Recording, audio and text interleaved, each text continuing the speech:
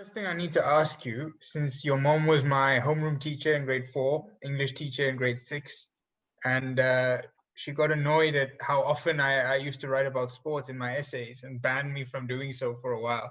Do I have her blessing to write this story? We've spoken about this actually, and she says if she'd known the route you were going to take, she definitely would have encouraged it more.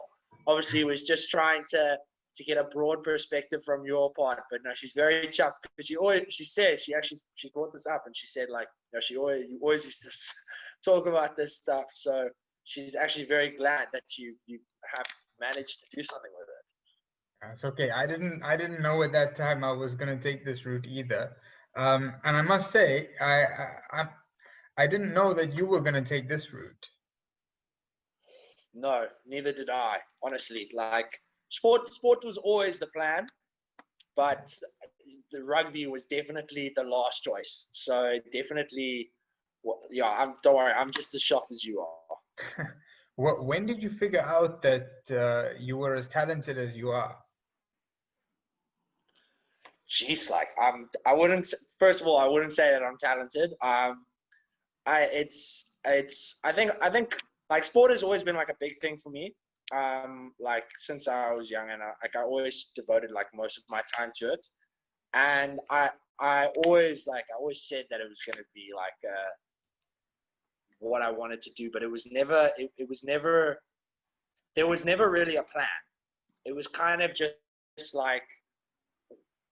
So I think like grade matric, leading into matric, the first team coach, I think like 3 months or something before, at the end of grade 11, he was like, listen, man, you're quite a tall guy. I didn't really play rugby. I think I was playing like F team rugby at boys guy. And he was like, listen, is there any chance you want to try out for the first team? I was like, yeah, I mean, sure, why not? Might as well give it a try. And by some miracle made it into the squad. Definitely think my height had something to do with that. And he said, yeah, okay, cool, in the squad. So I was like, I made the decision in matric. I remember sitting down with my parents and I had to decide, like, listen, it was my final year of school. I was like, okay, cool, I'm going to play one more year of rugby and then I'm never going to play it again.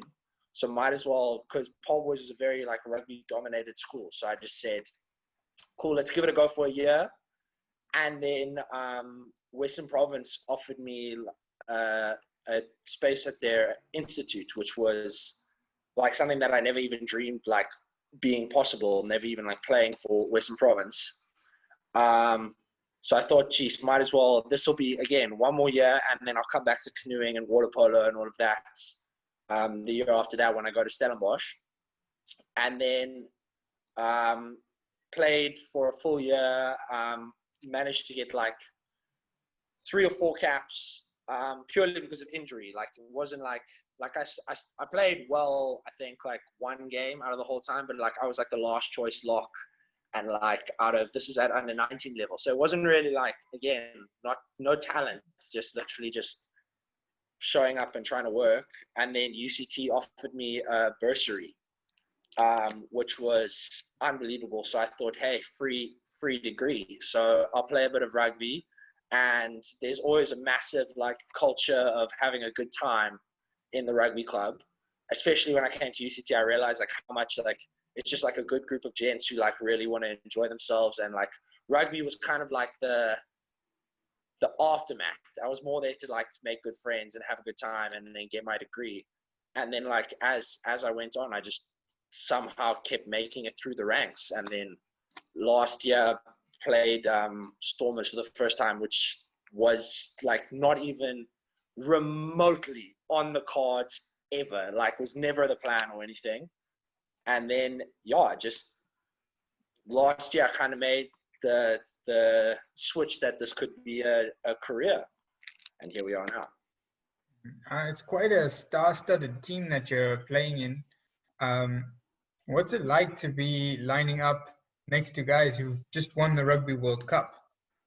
I'm not going to lie, it was very daunting at first, because obviously you're not so much because of them being World Cup winners, but because I'm a junior in their setup. So it's not they don't walk around like they're the top dog or anything. They're there for the team, and it's not like they're every 5 seconds bringing up the World Cup. It's people are asking them about it, and so you almost feel like a sense of responsibility to try and be as good as they are, because you don't want to let them down.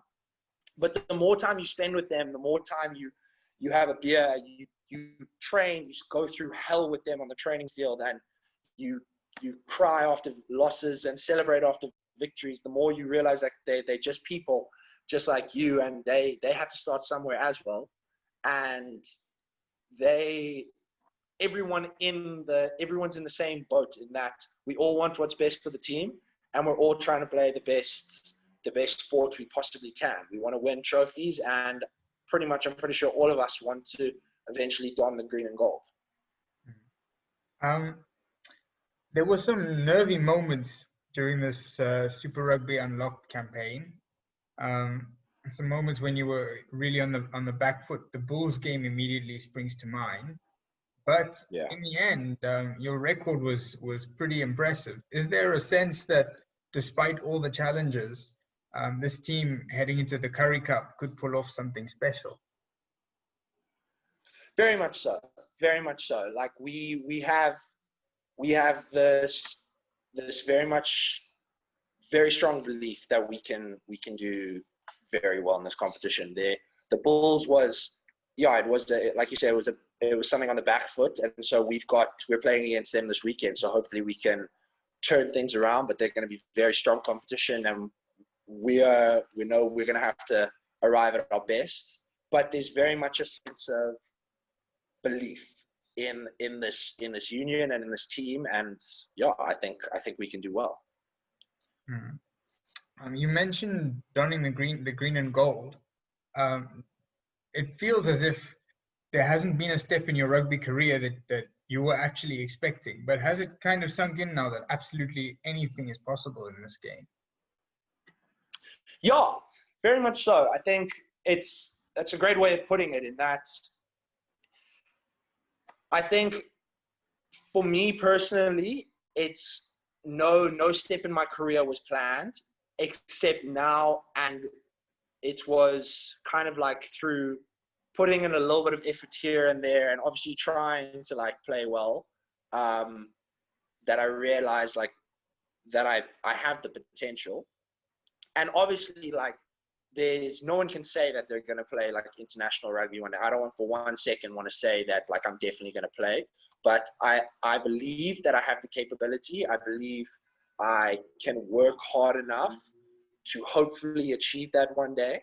And then a lot of it isn't up to me. It's up to, I think, how the easiest way to do so is to be in a winning team environment. So I think first and foremost, I need to look at trying to improve myself, and then trying to make sure that we as a team do well. Because like that's the easiest way to get noticed, is if you're winning championships. Especially during lockdown when we were given a lot of time to think now, it occurred to me that it could be a possibility, because now I'm in a setup where I'm on display for the coaches of the Springboks to see. I'm in the team that I supported my entire life, the team that I grew up cheering for every Saturday. And so that's, for me, that's quite nice. Was it business that you studied at UCT then? Yes, I studied business at UCT. So I was originally doing a business science marketing degree, but then when I decided that rugby was going to be the main focus, I shifted to a BCom management studies, just because that means that I'm finishing this year. So now I can kind of devote all my energy to rugby and still have a degree.